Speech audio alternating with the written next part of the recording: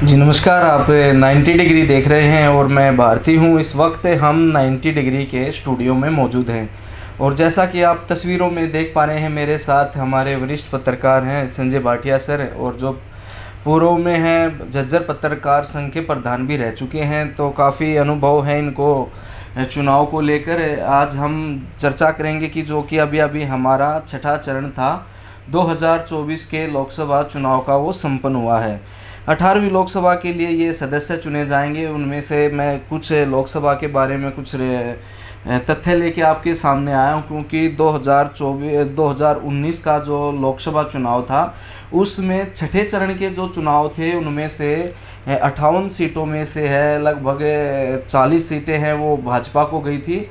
और इसमें बात बताने की ये है कि क्योंकि कांग्रेस ने एक भी सीट है वो यहाँ से नहीं जीती थी। चाहे मैं हरियाणा की बात करूं तो भाजपा ने 10 की 10 सीटें हैं वो जीती थी। दिल्ली से मैं बातचीत करूं तो 7 सीटें हैं भाजपा ने वो जीती थी। दोनों तरफ से है क्लीन स्वीप किया था। अगर हम और ज़्यादा गहराई में जाएंगे तो बात और लंबी हो जाएंगी। तो मैं अब बात करूंगा रोहतक लोकसभा की कि पिछली बार दीपेंद्र सिंह हुड्डा और अरविंद शर्मा के बीच कांटे की टक्कर में है। अरविंद शर्मा है वो लगभग 7,500 से वो विजय हुए थे और दीपेंद्र सिंह हुड्डा है वो हार गए थे। अब की बार जिस तरह के आंकड़े हमारे पास आए हैं, जो अभी अभी थोड़ी देर पहले आपने बूथ वाइज गांव वाइज भी हमारे आंकड़े आपने देखे हैं, तो पिछले आंकड़े मैं बताऊंगा आपको कि कहां से क्या है वो अरविंद शर्मा को वोट मिली थी। तो जिस तरह से अरविंद शर्मा ने कोसली से है वो 74,980 की लीड ली थी उस चुनाव के दौरान 2019 में, और उसके बाद रोहतक से है वो दीपेंद्र सिंह हुड्डा है वो लगभग 19,741 थे और कलानौर से है 4,311, कलोई से 45,725, बेरी से 25,993, महम से 14,105 और बादली से 11,511 और झज्जर से है 46 से 49 वोट हैं दीपेंद्र सिंह हुड्डा को मिले थे। हल्के वाइज मैंने आपको बताया है।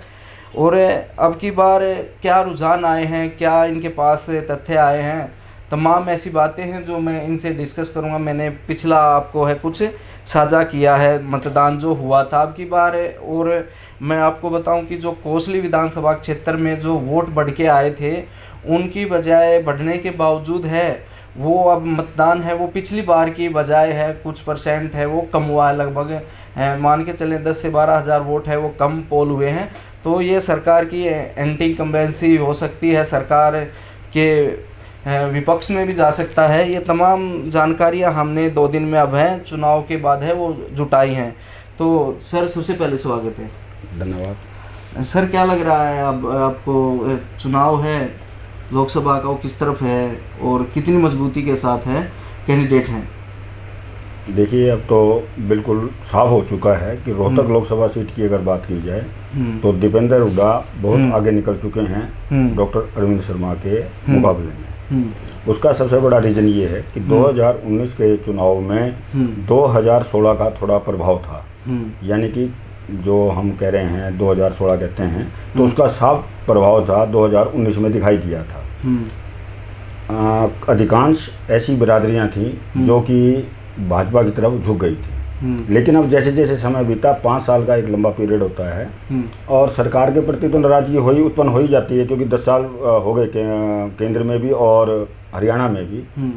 इसके अलावा जो 2016 का मुद्दा था, अब लोगों ने ये सोचा कि ये मुद्दा दफन करना है। यानी कि अब बार बार 35-1 का जो नारा चला था उसको इस चुनाव में लोगों ने मतदान करके ख़त्म करने का काम किया है। और दीपेंद्र हुड्डा को पिछली बार 2019 का मैं बताऊं तो कांग्रेस के कार्यकर्ता भी थे, वो उतने सड़कों पर नहीं दिखाई दिए।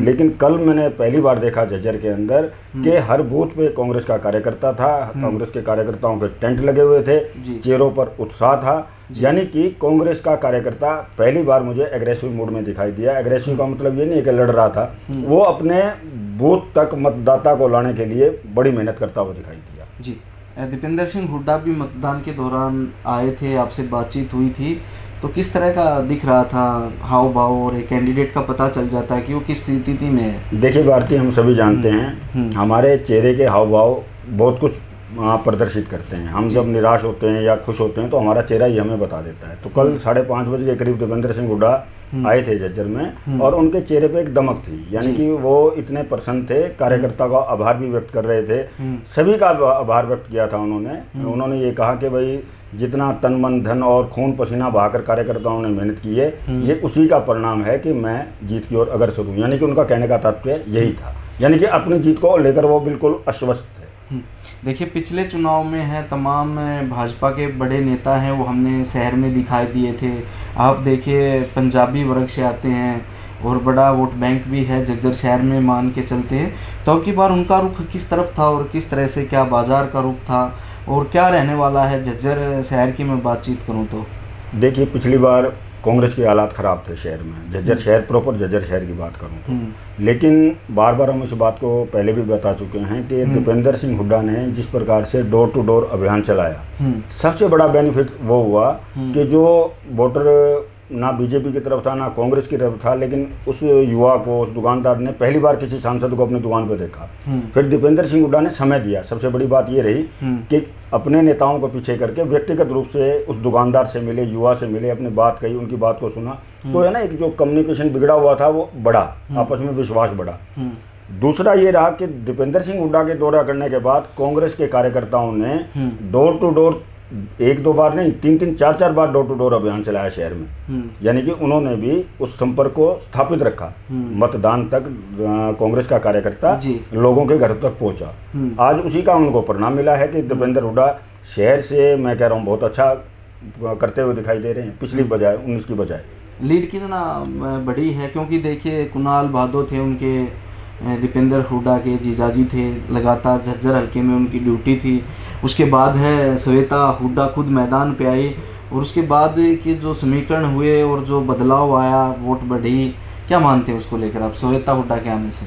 देखिए परिवार का कोई भी सदस्य आएगा, देखिए अब वो उनके जीजा जी जो हैं दीपेंद्र जी के, वो एक राजनेता तो है नहीं, लेकिन फिर भी उन्होंने धीरे धीरे जिस प्रकार से जहां उनकी जरूरत थी वहां उन्होंने अपनी एक अहम भूमिका निभाई। लोगों को संबोधित भी किया, अपनी बात बताई, दीपेंद्र हुड्डा के बारे में बताया, लोगों ने सुना भी सही।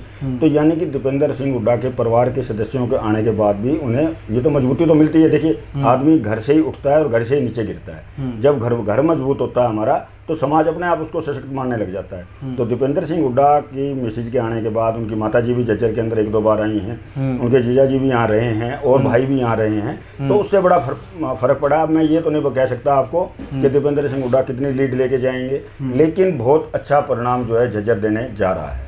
कितना मान के चले ओवरऑल है झज्जर का, हम की लीड है झज्जर आपकी बात? झज्जर हल्के की बात कर रहे हैं? हाँ, झज्जर हल्के में मेरे हिसाब से इस बार 20,000 से ऊपर की लीड दीपेंद्र सिंह हुड्डा लेके जाएंगे। और अब बात करें बादली विधानसभा की, क्योंकि लगातार वहाँ भी दीपेंद्र सिंह हुड्डा के दौरे रहे, मैदान पे काफ़ी कार्यकर्ता मौजूद रहे। बादली से क्या मानते हैं आपकी बादली अब की बार है इस दौरान लीड लेगा? भारती, मैंने आपको पहले भी बताया कि कांग्रेस का कार्यकर्ता हो, कांग्रेस का विधायक हो, नेता हो, वो जी जान से जुटा रहा। मैं इसमें बादली के विधायक कुलदीप वत्स है, उनकी भी भूमिका मानता हूँ। वो भी परिवार सहित जो है दीपेंद्र हुड्डा के लिए वोट मांगते हुए दिखाई दिए, उसका वो सुखद परिणाम रहा।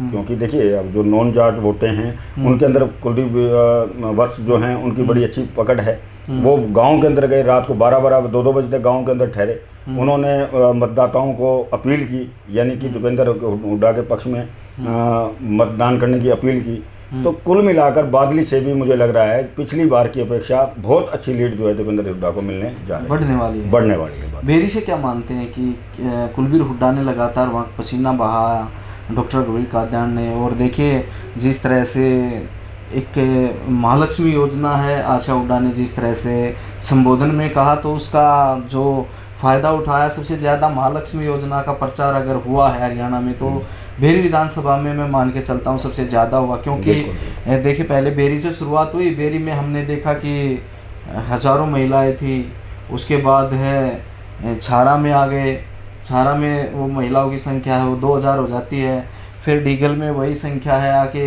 5 से 7 हज़ार हो जाती है, तो उससे कितना वोट बैंक है जुड़ा होगा कांग्रेस को, क्या मानते हैं? तस्वीर अहलावत थे, इस सूत्रधार थे इस कार्यक्रम के, जो महिलाओं को जागरूक किया। और बेरी की लीड कितनी मानते हैं और महिलाएं कितना जागरूक इस कार्यक्रम से हुई होंगी? अब ये देखिए, बेरी जो है हुड्डा साहब का गढ़ रहा है, ठीक है। डॉक्टर रघुवीर सिंह कादियान 6 बार से विधायक हैं, उन्होंने भी मेहनत की। लेकिन उनकी मेहनत के अलावा, जैसे अभी आपने तस्वीर अहलावत का नाम लिया, इन्होंने भी अपनी तरफ से भरोकस प्रयास किए हैं, महिला सम्मेलन करवा कर, चाहे वो दुजाना में है, डीगल में है, बेरी में है। और महालक्ष्मी जो आप ये योजना बना रहे हैं, तो कोई भी जैसी योजना होती है वो प्रभावित तो करती है मतदाता को। जहाँ पर मतदाता को, अब जैसे 6,000 पेंशन है, बुढ़ापा पेंशन है, दीपेंद्र सिंह हुड्डा ने भी कहा कि एक घर के अंदर एक बुजुर्ग है, महिला है, पुरुष है, तो 12,000 रुपये आएगा। तो अब ना लोग इनको सोचने लग गए हैं, और सरकारें करती भी हैं। यानी कि अब ये घोषणाएं नहीं रह जाती, सरकारें, अगर उनकी सरकार आती है तो ये करनी पड़ेंगी, क्योंकि आगे भी अगर उन्होंने देखना है भविष्य, तो इनको तो अमल में लाया जाएगा। रही बात अब बेरी के अंदर देखिए तस्वीर अहलावत हैं, और उन जो अन्य जितने भी उनके साथ लगे हुए कार्यकर्ता थे, उन लोगों ने भी दिन रात मेहनत करके एक बेरी के अंदर, मेरी जो खुद का मानना है, 35 और 40 हज़ार की लीड दीपेंद्र सिंह हुड्डा को आज के समय में, जो कल का मतदान हुआ है, मिलने जा रही है। हाँ, जो बढ़ेगी तो 45 तक है, 45 तक जा सकती है। तो बादली हो गया, झज्जर, बेरी हो गया। तो महम पे हम आते हैं, वहाँ से आनंद सिंह दांगी हैं, काफ़ी बार के विधायक वो भी हैं। तो महम से अगर कुछ जानकारी, डाटा आपने इकट्ठा किया हो? अब आपने महम की बात करी है, अब महम की मैं आपको बताऊं, ठीक है, आनंद सिंह दांगी पूर्व विधायक हैं, उन्होंने भी अच्छे प्रयास किए हैं। महम के अंदर जनता ने स्वयं चुनाव लड़ा है। इसके अंदर एक समीकरण ये भी बने हैं, जो महम के निर्दलीय विधायक हैं, उन्होंने ना तो बीजेपी की तरफ जाने को कहा है अपने समर्थकों को, ना कांग्रेस की तरफ जाने को कहा है। और आपको मैं एक जानकारी दे दूं, जो जाट मतदाता है, जाट मतदाता जो है अधिकांश इस बार दीपेंद्र सिंह हुड्डा की ओर झुका है। क्योंकि मैम में पिछली बार 14,105 वोटें आई थी, तो अब की बार बढ़ के है वो, मान लें कि कम से कम जिस तरह से वोट बैंक डाइवर्ट हुआ तो 30,000 तक जा सकता है। मेरा अनुमान 35 के करीब है, 35 या 40 के करीब महम से मिलेगी। अच्छा, और कोसली से क्या मानते हैं आपकी बार आप? क्योंकि पिछली बार है बड़ी लीड है वो अरविंद शर्मा को उन्होंने दी थी, 74,980 की लीड है वो अरविंद शर्मा को मिली थी। अब की बार वो लीड टूट रही है या बढ़ रही है, आपका क्या मानना है? देखिए, कोसली हम कहते हैं, देखिए एक तरफ को पूरा कोसली हल्का और दूसरी तरफ 8 विधानसभा। सबसे बड़ी बात तो ये है कि हार जीत का फैसला ये 8 विधानसभा नहीं, वो कोसली अकेला करता है। वो क्यों करता है? कोसली का मतदाता मेरा मानना है जागरूक है, पढ़ा लिखा है, और कृषि क्षेत्र में भी उनका अच्छा पकड़ है। इस बार जो कोसली का मतदाता है वो किसी बहकावे में नहीं आया है। उसने पिछले सांसद का कार्यकाल देख लिया। हम कई जगह गाँव के अंदर गए तो लोगों का अग्निवीर योजना को लेकर भी बड़ा आक्रोश है। लोगों का ये कहना है कि हमारी आखिरी गांव तक जो पाइप की पानी पीने की पाइपलाइन लाया था, दीपेंद्र लाया था, उसके बाद किसी ने सुध नहीं ली है। तो यानी कि अब लोग जो वोटर है वो भटकाव में नहीं, किसी के बहकावे में नहीं है। अब के जो वोट दिया है जनता ने वो विकास के नाम पे दिया है, ना कि किसी चेहरे के नाम पे दिया है।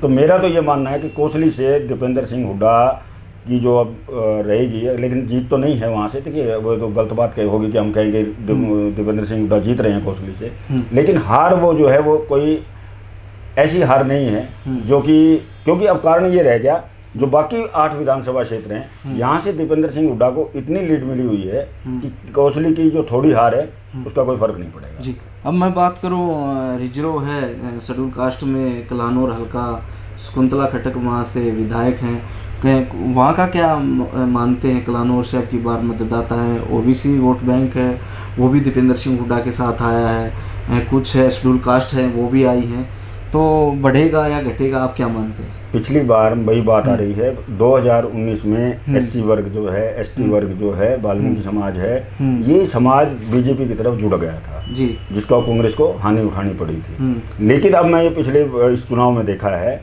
ये जितने समाज भाजपा में चले गए थे, अब ये लौटकर वापस कांग्रेस की तरफ आए हैं, दीपेंद्र हुड्डा की तरफ आए हैं। तो कलानौर में भी मेरे को लग रहा है कि अच्छी बढ़त के साथ दीपेंद्र सिंह हुड्डा निकलेंगे यहाँ से। अच्छा, तो लीड मान के चले 20+ चली जाएगी कलानौर की? 15 और 20 के बीच में लगाइए आप। अच्छा, अब बात करते हैं रोहतक शहर की। पिछले चुनाव का अगर आंकड़ा मैं आपको बताऊं तो 19,741 की लीड है वो अरविंद शर्मा को मिली थी। तो अब की बार शहर का क्या मानते हैं, रोहतक शहर का, अगर आपका पंजाबी वर्ग भी वहाँ ज़्यादा है? अब भारती देखिए, चुनाव परिणाम चार को आएंगे, लेकिन अब आम चर्चा ये हो चुकी है कि दीपेंद्र हुड्डा जीत रहे हैं, और लोग यहाँ तक कह रहे हैं कि 1 लाख और 1.5 लाख के बीच में दीपेंद्र हुड्डा की जीत निश्चित है। उसका मुख्य कारण क्या है? मुख्य कारण ये है कि शहरी मतदाता का मतदान केंद्रों पर न पहुँचना। रोहतक एक बहुत बड़ा शहर है, उसका मतदाता जो है पूरा मतदान केंद्र पर नहीं पहुँचा। हाँ। और जो कांग्रेस का मतदाता था, जो अंदर से ठाने बैठा था, कई लोगों को तो ऐसा था कि भाई दीपेंद्र की पिछली हार का बदला लेना है। जो बदले की भावना थी वोट के माध्यम से उन लोगों ने की, लेकिन बीजेपी का वोटर जितना निकलना चाहिए था वो शहर का नहीं निकला जी। अब मतदान जो कम बताया जा रहा है उसका भी यही कारण है कि बीजेपी को ही हानि हुई जी। ये तो वोट बैंक अगर घटता है तो गांव का वोट बैंक है वो, साफ सी बात है, जहाँ भी हम गांव में गए लगातार, चाहे कोसली विधानसभा की बात हो, झज्जर विधानसभा की बात हो, बादली की, हमने हर विधानसभा से लगभग है 40 से 50 गांव कवर किए हैं। गांव का वोट बैंक है वो बढ़ के है, वो दीपेंद्र सिंह हुड्डा के पास गया है। तो ये जीत मैं मान के चलूँ कि 1.5 लाख के आसपास है। 1 लाख, देखिए ये तो अब सभी समीकरण बना रहे हैं, हमारी बीजेपी के लोगों से भी बात हुई है, तो उनका भी कहना यही है कि 1 और 1.5 लाख के बीच में दीपेंद्र सिंह हुड्डा जीत रहे हैं जी। तो ये जानकारियाँ जुटाई थी, जो पिछले आंकड़े भी मैंने आपको बताए, और अब की बार दीपेंद्र सिंह हुड्डा है वो 1 लाख से ऊपर है, वो बताए जा रहे हैं कि जीत रहे हैं। और हमारे आंकड़े भी यही कहते हैं कि वो अब की बार आंकड़े हैं वो बड़े हैं पिछली बार की बजाय। जिस तरह से किलोई की लीड थी पहले की बजाय, अब की बार है वो 48,000 के आसपास बताई जा रही है। महम की है वो पिछली बार से बढ़कर है वो 35,000 के आसपास बताई जा रही है। रोहतक के शहर है वो पिछली बार 20,000 के आसपास से हार हुई थी, वो अब हार है वो दीपेंद्र सिंह हुड्डा की वो 10,000 के आसपास है वो बताई जा रही है। कोसली में जिस तरह से बातचीत की जो लीड थी भाजपा की 74,000 की, वो घट के कहीं ना कहीं नीचे आ रही है। और कलानौर की है जो पिछली बार है 4,311 थी, वो है अब बढ़ के है 8,000 के आसपास है वो जा रही है। झज्जर है वो पिछले मैं आपको बताऊं, झज्जर के जो आंकड़े थे वो 5,000 के करीब थे, वो बढ़ के अब 8,000 के पास है। और बहादुरगढ़ का भी आंकड़ा वो 8,000 के आसपास है, जो घट के आ रहे हैं। तो इन आंकड़ों के हिसाब से अगर हम देखें और जिस तरह से आंकड़े जुटाए हैं, बातचीत की है, एजेंट बूथों पे थे उनसे बातचीत की, और जो पत्रकार साथी हैं उनसे आंकड़े जुटाए, कुछ तमाम आंकड़े इस तरह से इकट्ठा करने के बाद हम इस निष्कर्ष पे कह सकते हैं कि दीपेंद्र सिंह हुड्डा है वो लगभग है 1 लाख ऊपर है जो मतों से है वो जीत रहे हैं। शुक्रिया।